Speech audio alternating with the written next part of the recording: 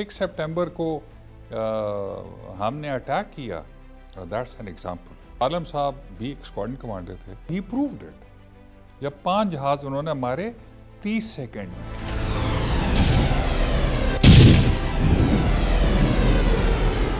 Air chief marshal Sidhu ने बहुत अच्छी बात की। What happened on 27 Feb 2019 was one scenario. Next time you may not have that scenario for which we had trained.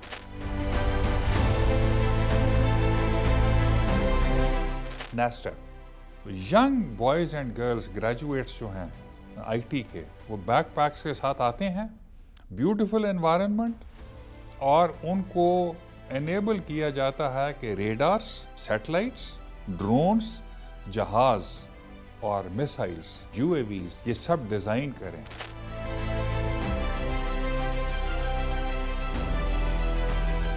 अगर India को F-35 मिल जाते हैं तो इस चीफ के पास he has a trick up his sleeve. Government से बात कर ली है, he is going to visit China. J-35 आ जाए जो कि कंपैटिबल है F-35 का।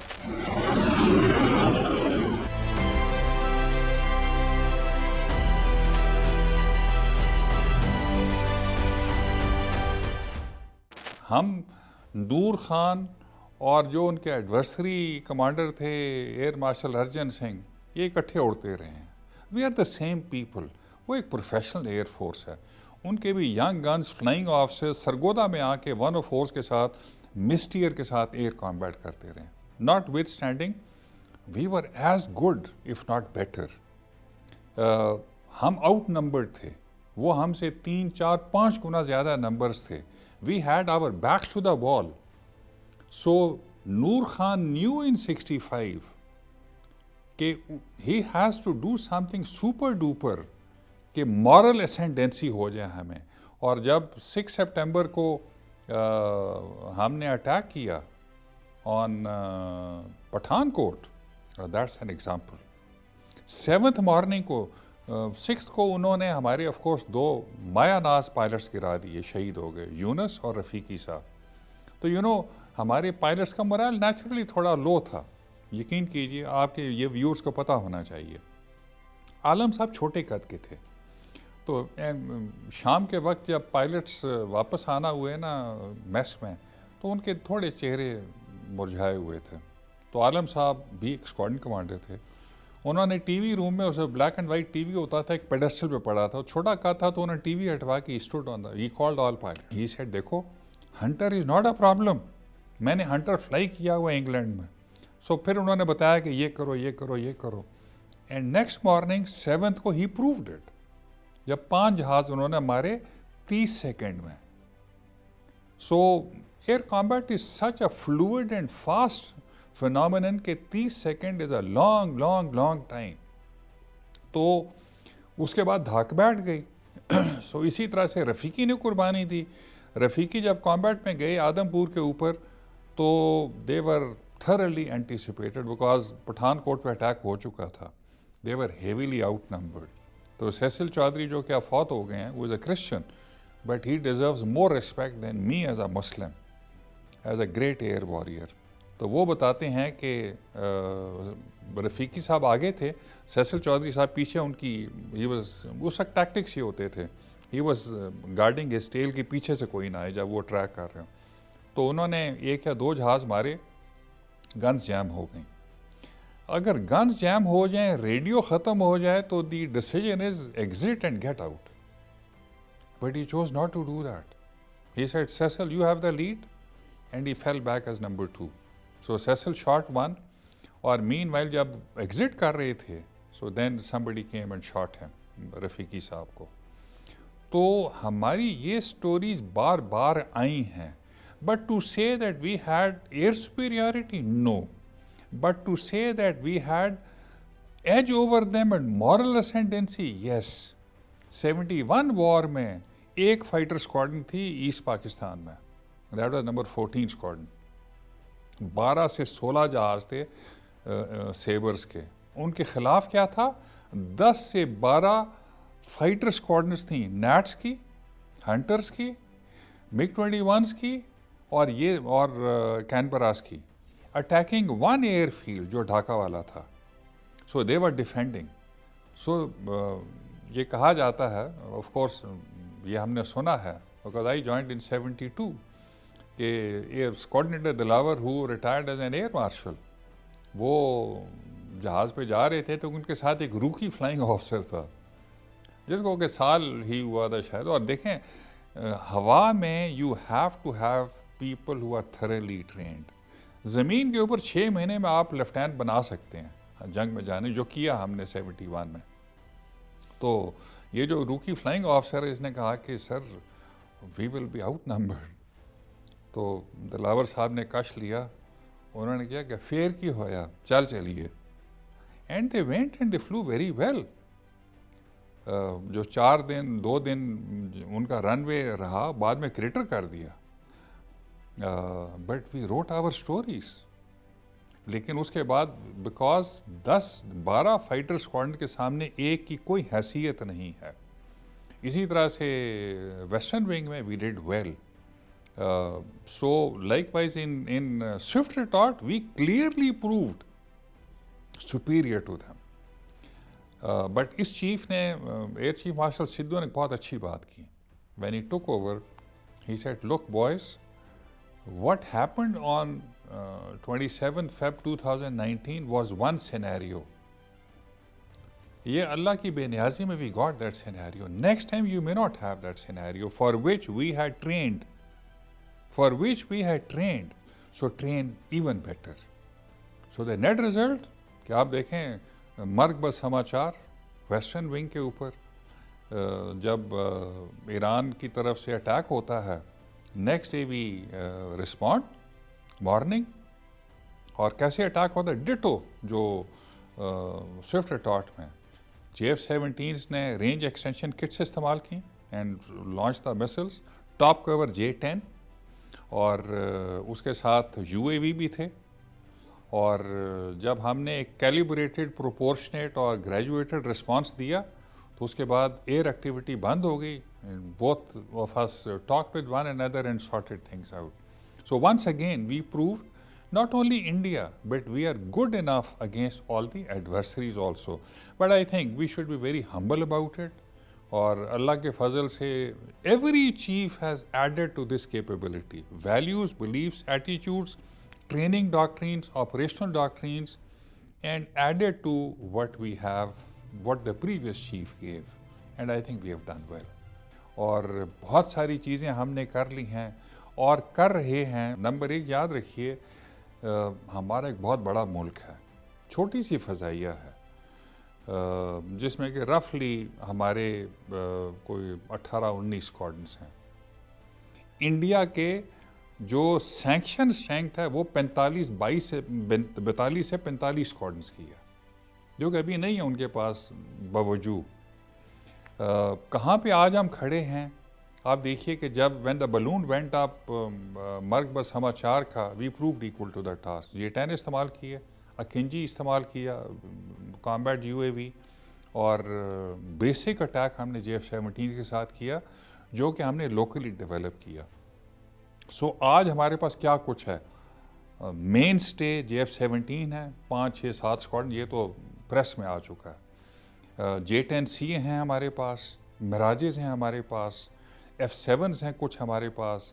बट अगले 2-3 साल में मिराजेस और ये F-7 टाइप जहाज़ ये सब रिटायर हो जाएंगे और हमारा मेन स्टे होगा उसके बाद J-10, बट मेन स्टे होगा JF-17 और F-16. तो JF-17 याद रखिएगा कि ये बना था हमारा जब हमने ख़ुद कफ़ील होने की कोशिश की 71 के बाद. तो हमारे एक विज किट्स थे बहुत सारे, उन्होंने बहुत अप्लाई किया. उन्होंने पहला पेपर लिखा सेबर 2 का कि जो हमारा F-86 सेबर है उसका दूसरा वर्जन बनाएं जो कि हम खुद बनाएं और इंडिपेंडेंट और अच्छा जहाज़ हो. खैर फिर अमेरिकन सपोर्ट आनी शुरू हो गई तो फिर हमने प्लान किया सुपर 7, बिकॉज F-7 हमारे पास आ गए थे, MiG-21 का वर्जन, कि हम सुपर, उससे बेहतर एक जहाज़ सुपर 7 F-16 की तरह का बनाएंगे जो कि ख़ुद कफ़ील हो हर रोल के अंदर. और नॉर्थरॉप ग्रुमैन हमारी मदद कर रहे थे उसमें, उस स्टडी में. तो तो जब सैंक्शन लगे हमारे पास प्रेस्लर वाले तो वो भी ख़त्म हो गया. So now we had to go totally indigenous. So we fell back onto the Chinese support और हमने सुपर 7 के बाद JF-17 बना लिया. और अब JF-17 is a big success story. आप उसके मुकाबिल में ये तो 4.5 जनरेशन जहाज़ है जो कि 7-8 Gs केपेबल है, 9 G नहीं है, but it is just like Teja and LCA. LCA जो है सन 82 में ड्राइंग बोर्ड्स पे आया. ये जो है 10 साल बाद 92 के आसपास आया एक्टिव ड्राइंग बोर्ड्स के ऊपर.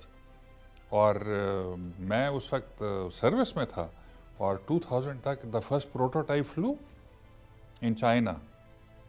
और आज तकरीबन, ये प्रेस की मैं बात बता रहा हूँ, 58, ये विकीपीडिया में है, 58% एयर फ्रेम हमने फाइनली बनाना था, डिलीशन हमने कर लिया.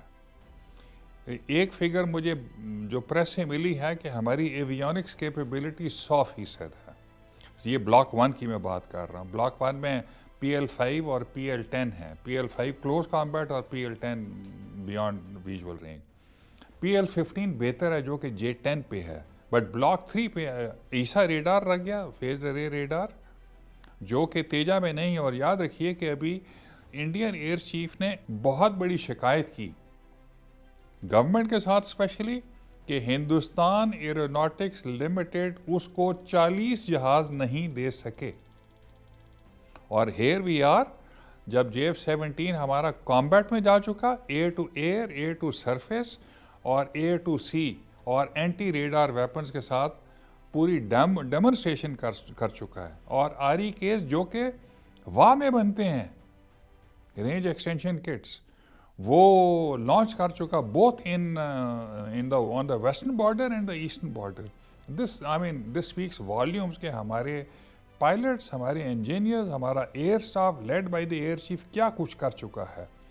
और अच्छा, ब्लॉक जो नेक्स्ट हमारा फेज है प्लान इज PFX कि जो फाइटर है हमारा एक्सपेरिमेंटल, जिस तरह कान है अमेरिका में, और ये लोग प्लान कर रहे हैं एमका इंडियंस के तेजा LCA में से एमका बनेगा advanced medium range combat aircraft, जो कि ट्विन बूम का होगा और टेल का होगा और स्टेल्थ होगा और इंटरनल बेस शायद ना हो. हमने प्लान किया है कि अगले 4-5 साल में हम अपना JF-17 PFX बनाएंगे. उसमें भी शायद मैं अखबारों में ही देख रहा था ट्विन टेल वाला. तो वो करने के बाद अगले फिर 10 साल प्लस में we should make something very similar to Kaan, जो टर्किश है और जो चाइनीज़ है. And so we are fully capable. हमारे चीफ आगे देख रहे हैं. और उसके लिए एक और चीज़ मैं बता दूं आपको, NASTEP, national aerospace technology park, ये इस्लामाबाद में बना हुआ है, ओल्ड एयरपोर्ट के पास, आई थिंक मुल्तान में बना हुआ है, खारिया में और कराची में. और यहाँ पे young boys and girls graduates जो हैं IT के, वो बैकपैक्स के साथ आते हैं, ब्यूटीफुल एनवायरनमेंट, और उनको एनेबल किया जाता है कि रेडार्स, सैटेलाइट्स, ड्रोन्स, जहाज़ और मिसाइल्स और UAVs, ये सब डिज़ाइन करें.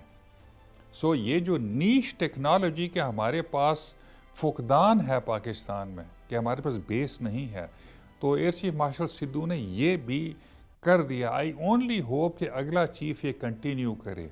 आई ओनली होप कि पॉलिटिकल गवर्नमेंट्स इसको सपोर्ट करें, बिकॉज वरना हमारे पास नीश टेक्नोलॉजीज़ का बेस नहीं है. इस चीफ ने कर लिया है and I think it's a wonderful work done. तो हम 4.5 जनरेशन का JF-17 तो उड़ा रहे हैं, लेकिन हम जब जाएंगे PFX में तो वो J-20, F-35 और J-35 इन सब का कंपैटिबल जहाज़ होगा. But obviously it will take time. लेकिन अगर इंडिया को F-35 मिल जाते हैं तो इस चीफ के पास he has a trick up his sleeve. उन्होंने, आई थिंक जो मैंने पढ़ा है और सुना है, कि गवर्नमेंट से बात कर ली है, he is going to visit China, talks होंगी, कि F-35 आ जाए जो कि J-35 आ जाए जो कि कंपैटिबल है F-35 का, जो कि अभी ट्रंप ने अनाउंस किया है, इंटरनल बे के साथ, स्टेल्थ और जिसमें फ्यूजन है इंफॉर्मेशन की और नॉलेज इंफॉर्मेशन की, तो बहुत बड़ी कैपेबिलिटी होगी। बट ये प्लान हुआ है। सो अगर F-35 आता है इंडियन एयरफोर्स के पास, लामहला हमें उसका जवाब तलाश करना होगा, और ऑलरेडी उस पर काम हुआ है। आई थिंक चीफ थोड़े अरसे में जाने वाले हैं और इस पे फिर जो भी टॉक्स होंगी, बिकॉज देखें, याद रखें कि पॉलिटिकली अमेरिका इस्तेमाल कर रहे हैं इंडिया को to contain China. Let us face it, there are no permanent friends and there are no permanent enemies, only permanent is national interest. ये चाइना के नेशनल इंटरेस्ट में है कि इंडिया को अगर कंटेन करना है तो पाकिस्तान को हार्म किया जाए। We are self contained as of now and we have planned for the future.